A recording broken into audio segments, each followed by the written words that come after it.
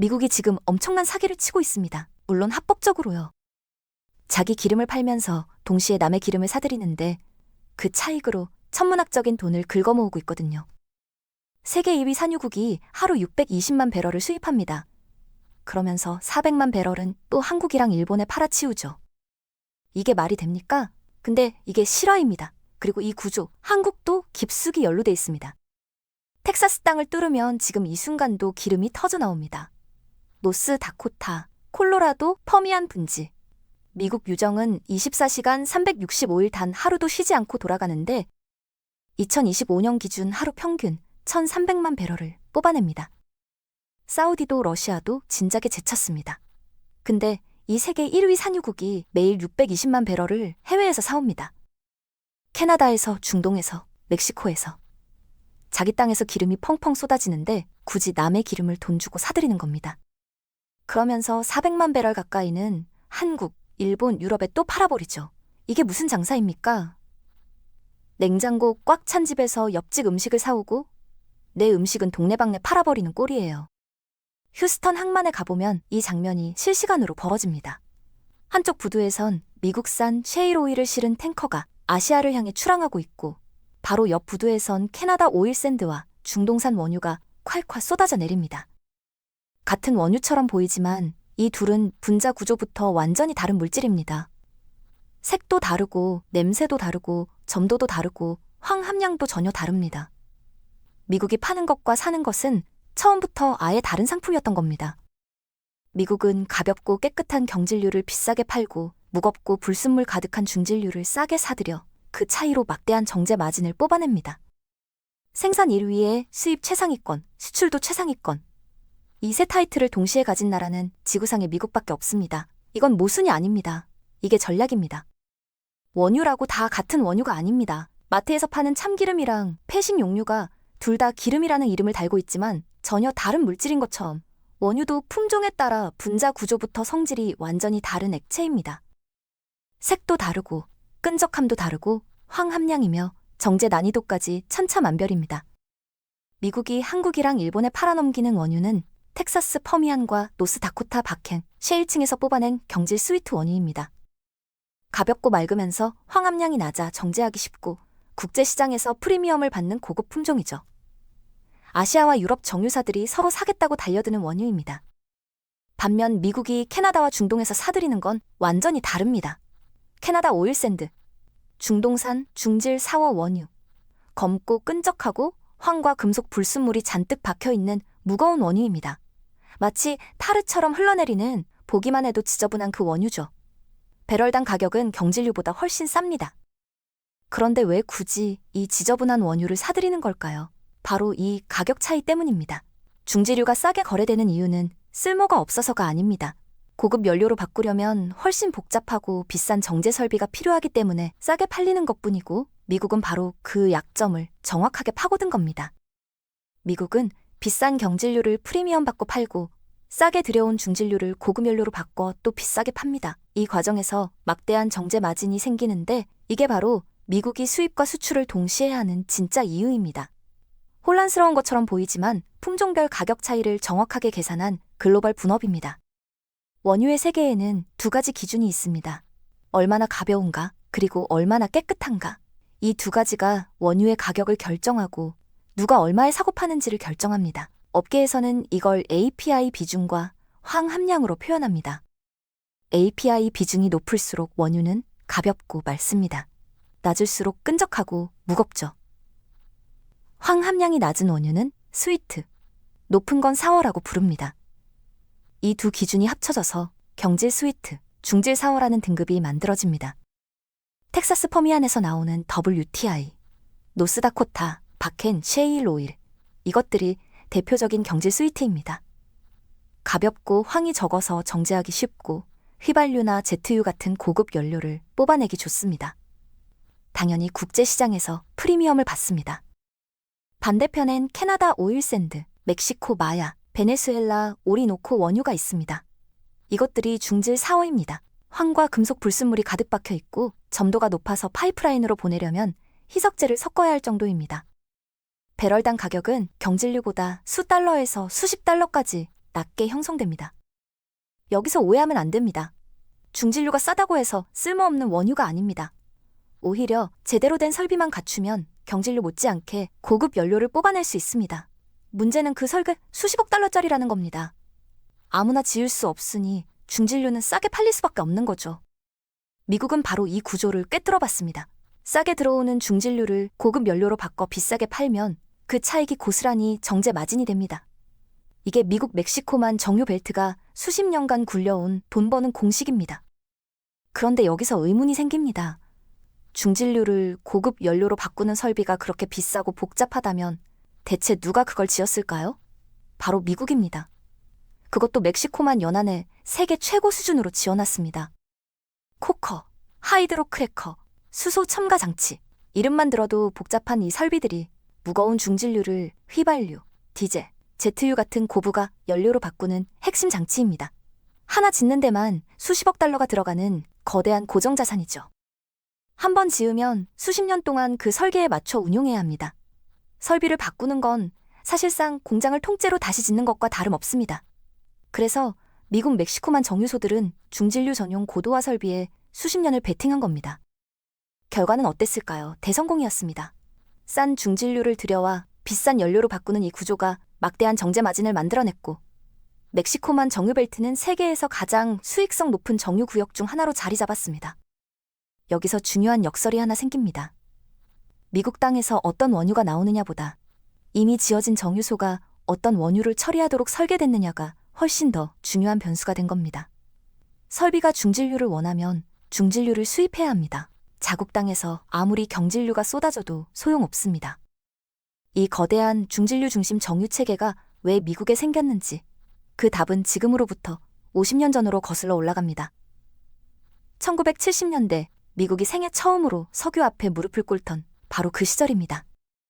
1973년 미국 전역의 주유소 앞에 끝도 없는 줄이 늘어섰습니다. 중동 산유국들이 석유 금수 조치를 선언하면서 하룻밤 사이에 기름값이 폭등했고, 세계 최강대국 미국이 주유소 앞에서 순서를 기다리는 황당한 장면이 벌어졌습니다. 당시 미국인들의 충격은 상상을 초월했습니다. 차에 기름을 넣으려면 몇 시간씩 줄을 서야 했고, 기름값은 며칠 만에 4배 가까이 뛰었습니다. 집에 난방을 켜고 싶어도 기름이 없어서 못 켜는 겨울이 찾아왔습니다. 텍사스에서 원유를 뽑아내는 나라가 중동의 결정 하나에 무릎을 꿇은 겁니다. 이 굴욕을 미국은 절대 잊지 않았습니다. 워싱턴의 에너지 전략가들은 즉각 결론을 내렸습니다. 중동에만 의존하는 구조는 언제 터질지 모르는 시한폭탄이었습니다. 가까운 이웃나라에서 안정적으로 들여올 수 있는 원유가 필요했고, 그렇게 눈에 들어온 게 멕시코와 베네수엘라의 중질 사워 원유였습니다. 값은 쌌습니다. 지리적으로도 가까웠습니다. 문제는 그 무겁고 불순물 가득한 원유를 고급 연료로 바꿀 설비가 없었다는 겁니다. 그래서 미국은 막대한 투자를 결정했습니다. 1970년대 말부터 1990년대까지 멕시코만 연안 정유사들이 수십억 달러를 쏟아부어 중진류 전용 고도화 설비로 공장을 통째로 바꿔버린 겁니다. 이 선택이 수십 년 뒤 어마어마한 과실을 만들어냈습니다. 싼 중진류를 들여와 비싼 연료로 바꾸는 구조가 완성되면서 멕시코만 정유 벨트는 세계에서 가장 수익성 높은 정유 구역으로 자리 잡았습니다. 1973년의 굴욕이 오히려 미국을 정유 강국으로 만든 겁니다. 그리고 이 선택은 수십 년 뒤 예상치 못한 방향에서 발목을 잡게 됩니다. 그런데 2000년대 후반 아무도 예상 못한 일이 벌어졌습니다. 텍사스와 노스다코타, 땅속 깊이 박혀있던 셰일층에서 기름이 터져나오기 시작한 겁니다. 수평 시추와 수압 파쇄, 쉽게 말해 땅속을 옆으로 뚫고 물과 모래를 고압으로 쏘아 기름을 짜내는 기술이 상용화되면서 퍼미안 분지와 바켈, 이글포드 셰일지대에서 원유가 폭발적으로 쏟아지기 시작했습니다. 2018년 미국은 다시 세계 2위 산유국이 됐습니다. 1970년대 이후 수십 년 만에 사우디와 러시아를 동시에 제치고 꼭대기에 올라선 겁니다. 에너지 업계는 이걸 셰일 혁명이라 불렀고, 미국 언론은 에너지 독립의 시대가 왔다며 들썩였습니다. 그런데 여기서 치명적인 문제가 생겼습니다.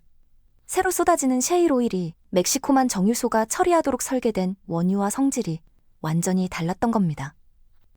수십 년간 멕시코만 정유벨트가 기다리던 건 무겁고 불순물 가득한 중질 사워였는데 셰일층에서 나온 건 극도로 가볍고 깨끗한 초경질 스위트 원유였습니다. 비유하자면 이렇습니다. 수십억 달러 들여서 두꺼운 스테이크를 구울 최고급 그릴을 만들어놨더니 갑자기 창고에 두부가 산더미처럼 쌓인 겁니다. 그릴이 두부를 못 굽는 건 아닌데 최적화된 용도가 아니니 효율이 확 떨어집니다. 미국 정유 설비가 딱 그 꼴이 됐습니다. 생산량은 폭발적으로 늘었는데 국내 정유 설비와 새로 쏟아지는 원유의 성질이 맞지 않는 대규모 미스매치가 발생했습니다. 넘쳐나는 경질 셰일 오일을 국내에서 다 소화할 수가 없었습니다. 그리고 이 미스매치가 결국 40년간 굳게 닫혀있던 문을 열게 만듭니다. 미스매치가 생겼을 때 미국이 선택한 답은 의외로 단순했습니다. 억지로 끼워 맞추지 말자는 겁니다. 국내 고도화 정유소에 맞지도 않는 경질 셰일 오일을 억지로 밀어넣기보다 그걸 원하는 나라에 프리미엄 받고 팔아버리는 게 훨씬 남는 장사였습니다. 마침 사겠다는 나라들이 줄을 서 있었습니다. 한국, 일본, 인도. 이 나라들은 정제하기 쉬운 경질 스위트 원유라면 얼마든지 사갈 준비가 돼 있었습니다. 미국산 셰일 오일은 품질이 좋고 공급도 안정적이니 아시아 정유사들 입장에선 이보다 좋은 공급선이 없었던 겁니다. 그런데 문제가 하나 있었습니다. 1975년부터 미국은 원유 수출 자체를 법으로 금지하고 있었습니다. 오일 쇼크 이후 에너지 안보를 지킨다는 명목으로 만든 법이었는데 이제 오히려 이 법이 발목을 잡는 상황이 된 겁니다. 넘쳐나는 기름을 팔고 싶어도 팔 수가 없었습니다. 결국 2015년 말 미국 의회가 40년 묵은 이 금지법을 풀어버렸습니다. 빗장이 열리자마자 미국산 경질유가 전 세계 시장으로 쏟아지기 시작했습니다. 그리고 3년 뒤인 2019년 미국은 약 70년 만에 석유 순수출국이 됐습니다. 수입보다 수출이 많아진 겁니다. 휴스턴은 완전히 달라졌습니다. 한쪽에선 경질 셰일 오일이 아시아로 팔려나가고 반대쪽에선 캐나다와 중동의 중질유가 들어옵니다. 미국 정유소는 싼 중질유를 고급 연료로 바꿔 팔고 남는 경질유는 해외에 프리미엄으로 팔아치웁니다. 사고 팔고 팔고 사고, 이 구조 전체가 미국의 정제 마진을 극대화하는 하나의 거대한 기계입니다. 그런데 미국이 수십 년간 믿어온 공급선들이 하나씩 흔들리기 시작했습니다. 중질유를 안정적으로 대줬던 멕시코, 캐나다, 베네수엘라, 이 세 나라가 동시에 변하고 있습니다. 그것도 미국이 원하지 않는 방향으로요. 멕시코부터 봅시다. 멕시코는 오랫동안 마야 원유를 미국 멕시코만 정유소에 대량으로 공급해왔습니다. 그런데 2010년대 후반부터 멕시코 정부가 태도를 바꿨습니다.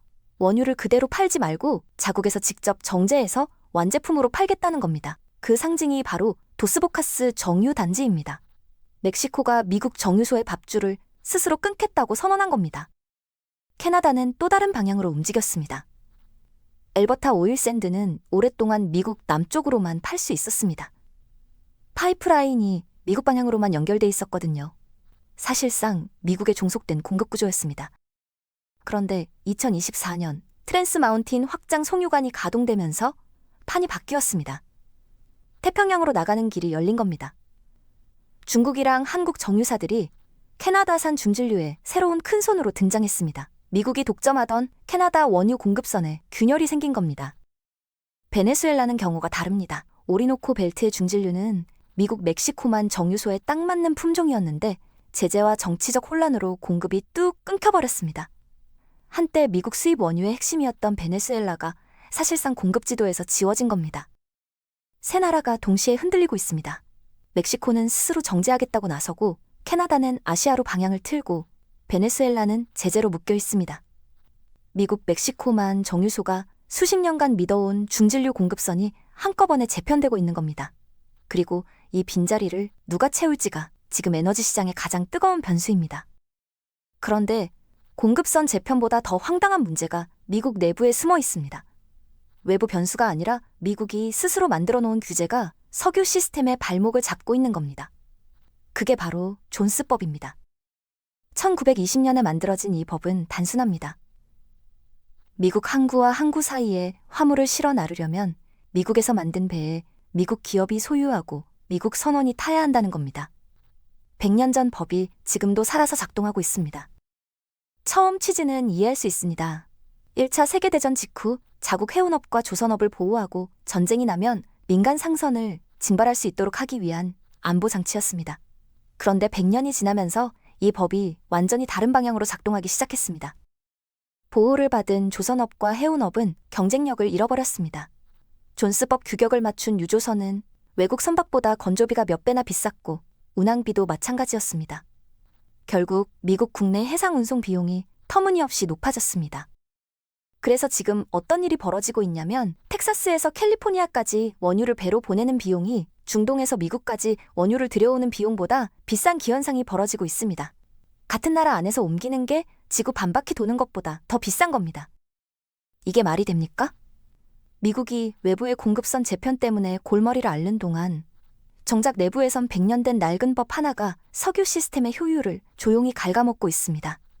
그리고 이 모순은 지금도 아무도 건드리지 못하고 있습니다. 여기까지 들으면 이런 생각이 드실 겁니다. 이건 미국 얘기잖아요. 우리랑 무슨 상관이냐고요. 그런데 놀랍게도 지금까지 설명한 미국의 석유 구조와 거의 판박이로 돌아가는 나라가 있습니다. 바로 한국입니다. 한국은 원유가 나지 않습니다.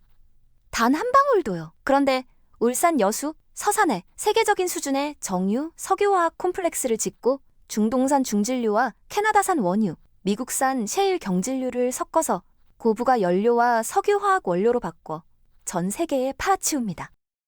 공식이 똑같습니다. 싸게 들여와서 비싸게 가공해 팔아버리는 구조. 원유가 나지 않아도 고도화 설비와 정제 기술만 있으면 충분히 돈을 벌 수 있다는 걸 한국이 증명해온 겁니다. 어떻게 보면 미국보다 더 극단적인 아비트리지 모델입니다. 그리고 미국이 세계 최대 원유 판매자이자 구매자로 동시에 움직이기 때문에 한국은 공급선을 고르는 데 유리한 위치에 서 있습니다. 미국산 셰일 오일을 살 수도 있고 중동산 중진류를 살 수도 있고 이제 캐나다산 원유까지 태평양으로 들어오니 선택지가 더 넓어진 겁니다. 한국 정유업은 단순히 국내 기름을 공급하는 산업이 아닙니다. 반도체, 자동차와 나란히 외화를 벌어들이는 핵심 수출 산업입니다. 원유 한 방울 안 나는 나라가 석유로 외화를 버는 이 구조, 미국이 만들어 놓은 글로벌 분업 덕분에 가능한 겁니다. 지금 이 구조가 흔들리고 있습니다. 중국이 초대형 고도화 정유소를 빠르게 늘리면서 아시아 정제시장의 경쟁이 날카로워졌고 전기차 보급은 휘발유 수요 곡선을 조용히 무너뜨리고 있습니다. 미국이 원유를 사면서 동시에 파는 이유, 이제 아시겠죠? 부족해서가 아닙니다. 품종 차이와 정유 설비, 가격 아비트리지를 정교하게 엮어서 더 큰 돈을 버는 구조이기 때문입니다. 한국도 같은 공식으로 여기까지 왔습니다. 문제는 다음 반세기입니다. 지금의 고도화 우위와 원료 선택 능력을 다음 세대 에너지 시장에서도 유지할 수 있느냐? 그게 미국과 한국 모두에게 남겨진 질문입니다.